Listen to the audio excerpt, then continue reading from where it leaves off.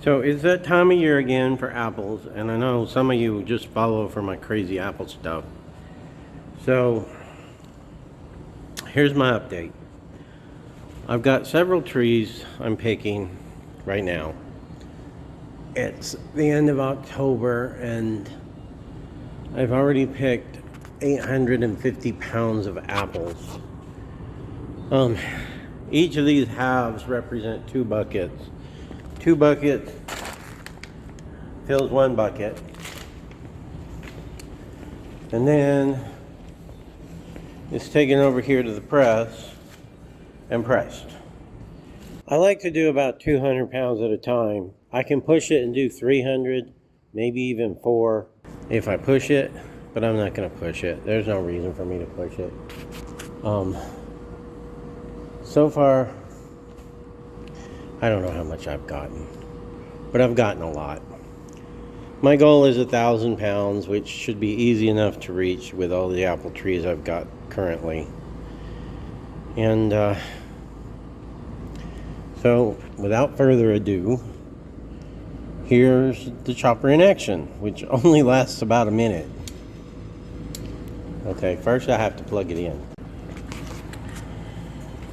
So, here's the chopper in action, as usual.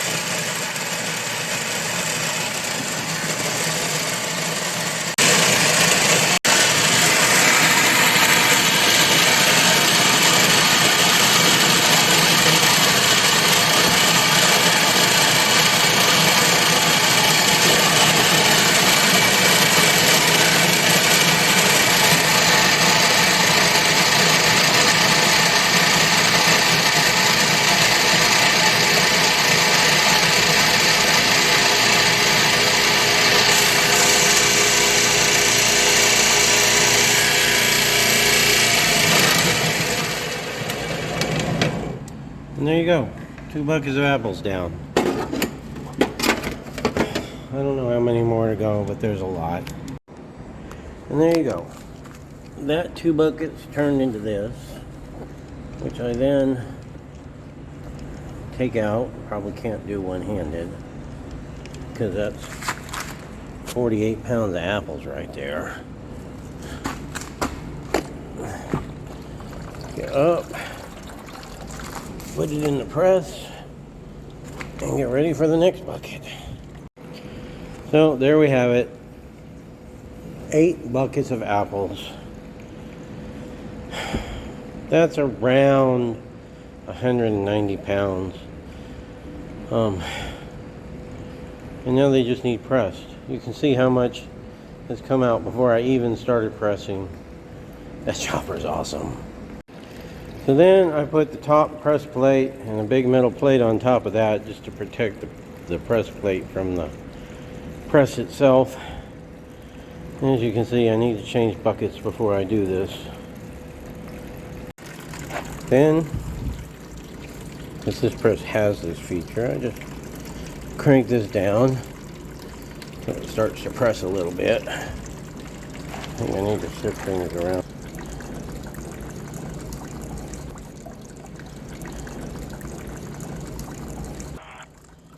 So I crank it down with contacts, of course.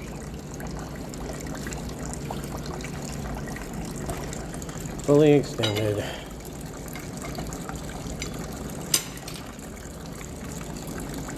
Put the press in action.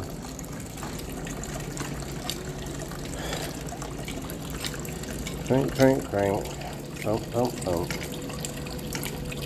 Easy, easy, easy.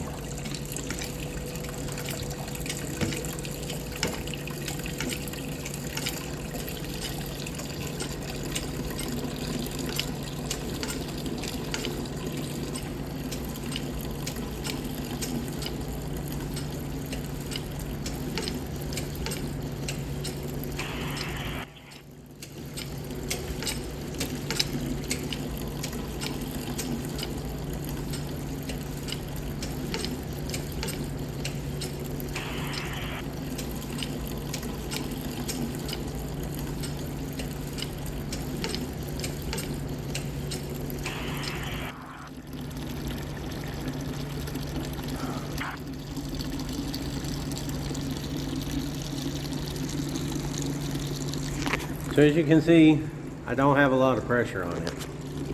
And it's running. And now I just leave it for a while.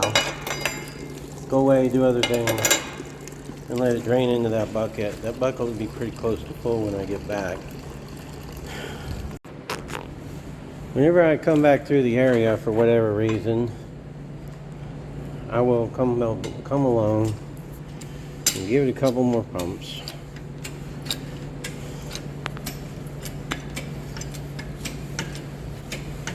And you can see more and more and more juice happens.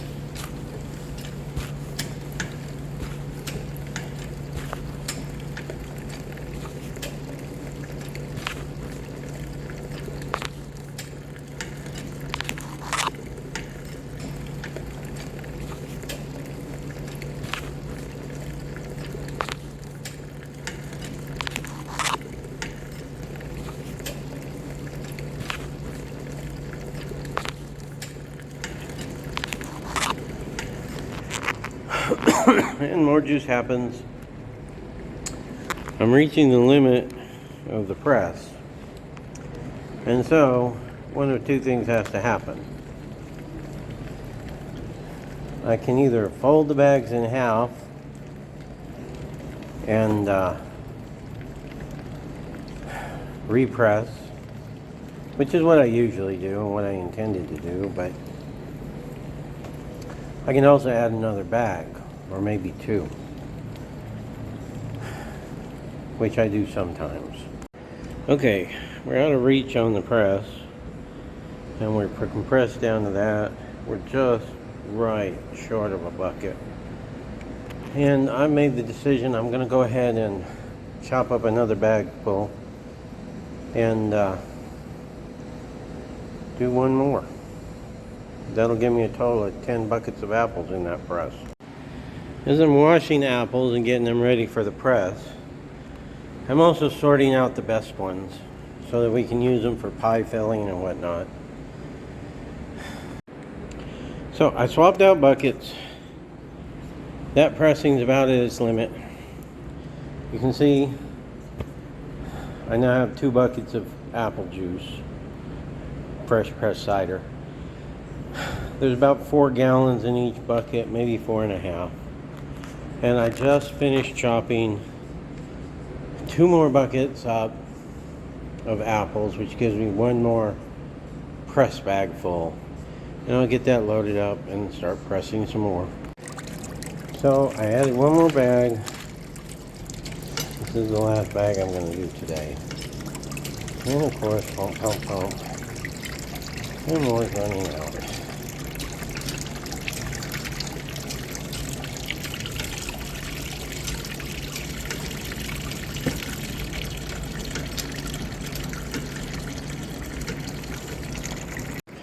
Okay, and now I'm at my limit again. It's fully extended. There's compressors that are going to get like this. I'm going to let them drain for a while, and then I'm going to fold them in half and press them again. Okay, as you can see now, it's drained.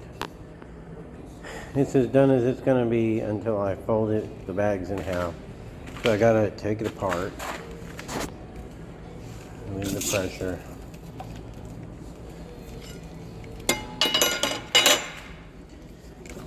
Back off the screw. And I'm not going to be able to film this other part, but Going to take the top plate off, take the bags off, fold them in half, and put them back together. And there you go. Bags are folded in half, except that one. I didn't have room for that one. So I'm going to compress these a little bit, and then I'll add that one in a minute.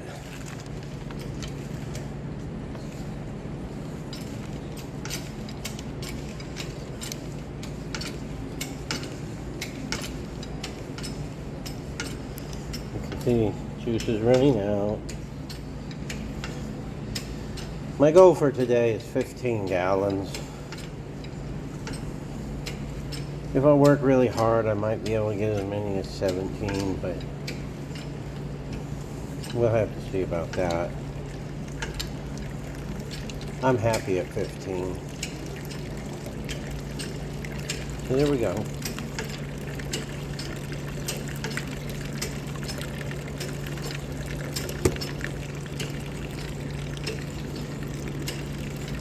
A lot of juice left in them. I should easily get the 15 gallons I'm after. I moved the last bucket. Got a new bucket started. Got the last bag in there. And this will be the final pressing. Just pump, pump, pump.